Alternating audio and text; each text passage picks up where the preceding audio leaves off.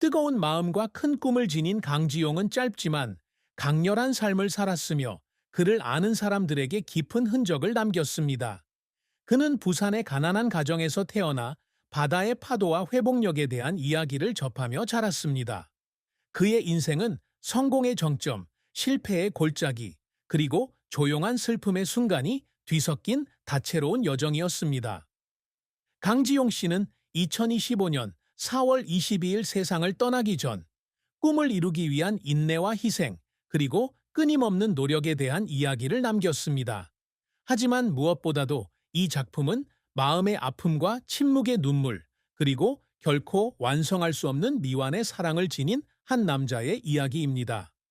강지용의 인생에서 가장 큰 슬픔은 어린 시절의 경제적 어려움도 직장 생활의 실패도 아닌 그가 우상이자 가장 큰 지지자로 여겼던 큰형의 갑작스러운 죽음이었습니다.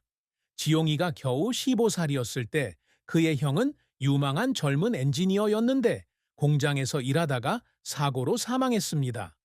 그 상실은 그의 가족을 엄청난 공영에 빠뜨렸을 뿐만 아니라 그의 마음속에는 채울 수 없는 공허함을 남겼습니다.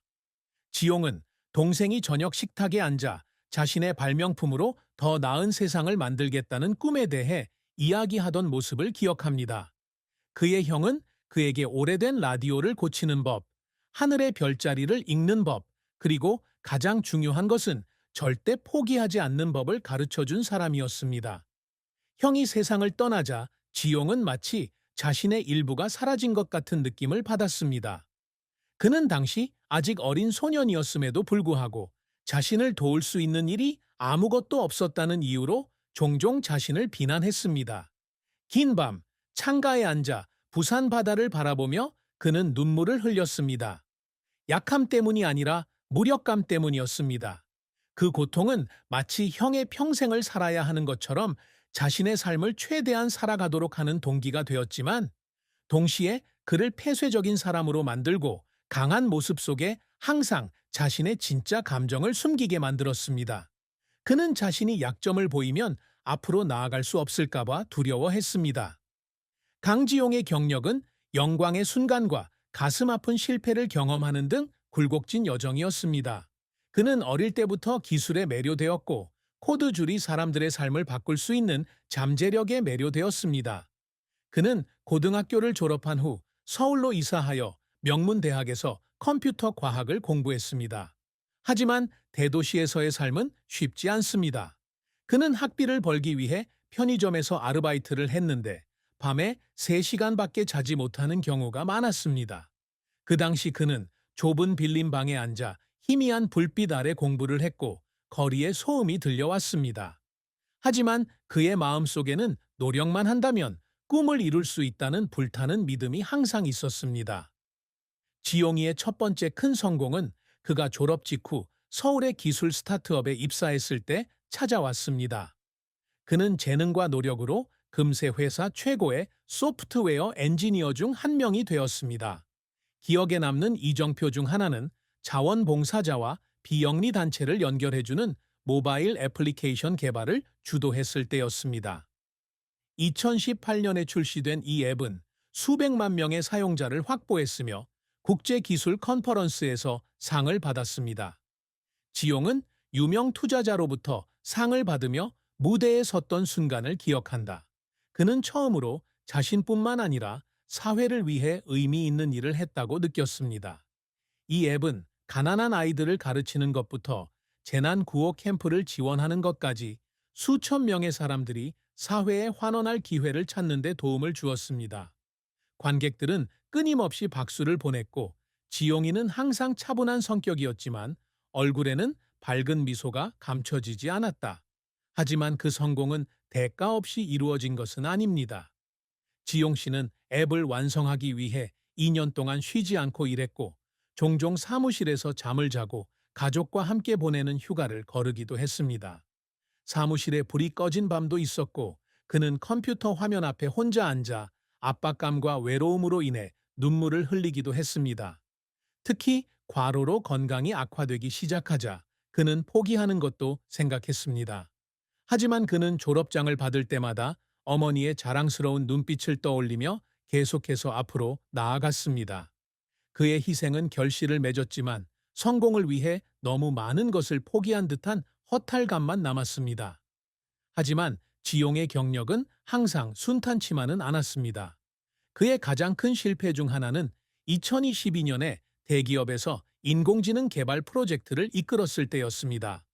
이 프로젝트는 AI를 사용하여 심각한 질병을 조기에 진단한다는 목표로 의료 산업에 혁명을 일으킬 것으로 기대되었습니다. 지용 씨는 이 프로젝트에 온 마음과 영혼을 쏟았고 알고리즘을 완성하기 위해 밤낮으로 일했습니다. 그는 이것이 자신의 유산이 될 것이라고 믿었고 더 나은 세상에 대한 형의 꿈을 이룰 수 있는 방법이 될 것이라고 믿었습니다. 하지만 경영진의 실수와 투자자들의 압력으로 인해 프로젝트는 비참하게 실패했습니다. 회사는 수백만 달러의 손실을 입었고 지용 씨는 너무 야심적이라는 엄청난 비난을 받았다. 어느 비 오는 밤, 그는 작은 아파트에 혼자 앉아 가족 사진을 보다가 갑자기 눈물을 흘렸습니다. 그는 자신을 믿었던 사람들, 특히 밤낮으로 함께 일했던 동료들을 실망시켰다고 느꼈습니다. 이 실패로 인해 그는 자신감을 잃었을 뿐만 아니라 자신이 정말 큰 꿈을 추구할 만큼 강한지 의문을 품게 되었습니다. 하지만 강지용은 쉽게 포기하는 사람이 아니다. 그 실패 이후 그는 회사를 떠나 개인 프로젝트를 다시 시작하기로 결심했습니다. 그는 여전히 교육이 제한적인 농촌 지역 어린이를 위한 온라인 학습 플랫폼을 연구하고 개발하는데 1년을 보냈습니다. 이 프로젝트는 수익성은 크지 않았지만 수천 명의 어린이가 지식에 접근하는 데 도움이 되었습니다. 지용이는 정기적으로 마을을 방문하여 컴퓨터를 처음 사용해 눈이 빛나는 아이들을 만난다. 그 미소는 그에게 가장 큰 동기부여의 원천입니다.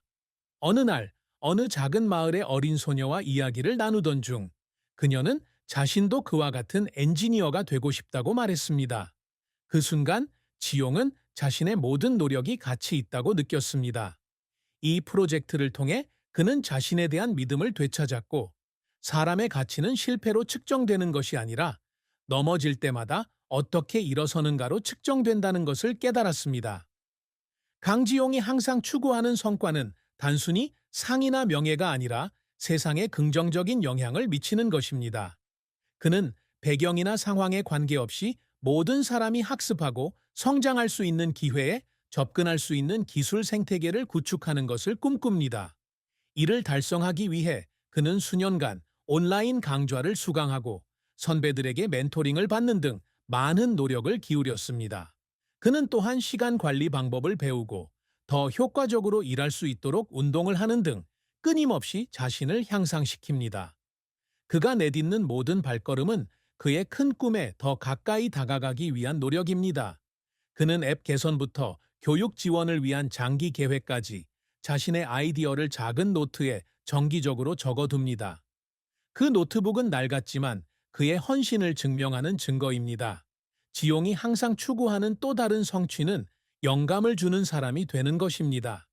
그는 정기적으로 컨퍼런스와 학교에서 자신의 이야기를 공유하며 젊은이들에게 실패를 두려워하지 말고 열정을 추구하라고 격려합니다. 그는 어느 고등학생이 연설을 마치고 다가와 감사를 표하던 때를 기억합니다. 그는 자신의 이야기가 가족의 어려움에도 불구하고 공부를 계속할 용기를 주었다고 말했습니다. 그 순간 지용은 자신의 모든 노력이 가치 있다고 느꼈습니다. 그는 단 한 사람의 인생이라도 바꿀 수 있다면 자신이 항상 바라던 것을 이룰 수 있을 것이라고 믿었습니다. 그는 또한 기술에 관한 내용뿐만 아니라 실패를 극복하는 방법부터 가족과 함께 보내는 작은 순간을 소중히 여기는 방법까지 인생의 교훈에 관한 내용을 공유하는 블로그를 시작했습니다. 그의 블로그는 수백만 명의 팔로워를 확보하지는 못했지만 인생의 방향을 찾는 많은 젊은이들에게 격려의 원천이 되었습니다. 어떻게 해야 할지 모르겠어요. 제가 들은 바는 그렇습니다. 당신의. 그녀는 따뜻한 미소와 밝은 지성을 지닌 인터페이스 디자이너로 지용의 마음을 단번에 사로잡았습니다. 바로 그 일이 나에게 일어났고 나는 그것을 분명히 들었습니다. 이야기해보자. 이야기해보자. 나. 그가 직장의 압박감으로 불안함을 느낄 때면 그녀는 종종 그의 손을 잡고 알았어 라고 말하곤 했습니다. 그렇게 나쁘지는 않지만 그래도 괜찮아요. 하지만 지용이는 바쁜 일 때문에 원하는 만큼 그녀와 시간을 보낼 수 없었다. 너무 나빠서 무엇을 해야 할지 모르겠어요. 괜찮아요. 괜찮아요. 죄송합니다. 저는 서울의 어떤 특정 장소에 대해 말하는 것이 아닙니다. 해외에서 작별 인사를 하면 이런 일이 일어납니다. 괜찮아요. 미안해요. 어떻게 해야 할지 모르겠어요.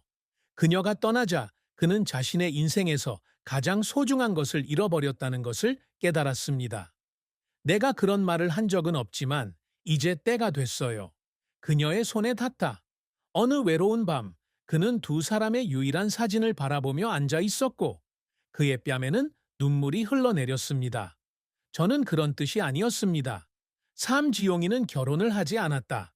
결혼하고 싶지 않아서가 아니라 그녀처럼 그의 마음을 설레게 하는 사람을 찾을 수 없었기 때문이다. 그런 말을 하려고 한 건 아니었지만 괜찮아요. 봉사할 수 있는 기회를 놓치지 않기 위해서입니다. 제가 들은 바는 그렇습니다. 할 수 있는 동안 소중히 간직하고 싶어. 뭘 해야 할지 모르겠어. 뭘 해야 할지 모르겠어. 괜찮아요. 즉, 강지용은 큰 물질적 부를 남기지 않았다. 무엇을 해야 할지 모르더라도 괜찮습니다. 서울로 가자. 내가 이런 말을 하는 건 아니지만 마치 삶이 누워 있는 것과 같아요. 그가 남긴 경험과 영향으로. 그렇게 나쁘지는 않지만 그렇게 나쁘지도 않아요. 온라인 학습 프로젝트.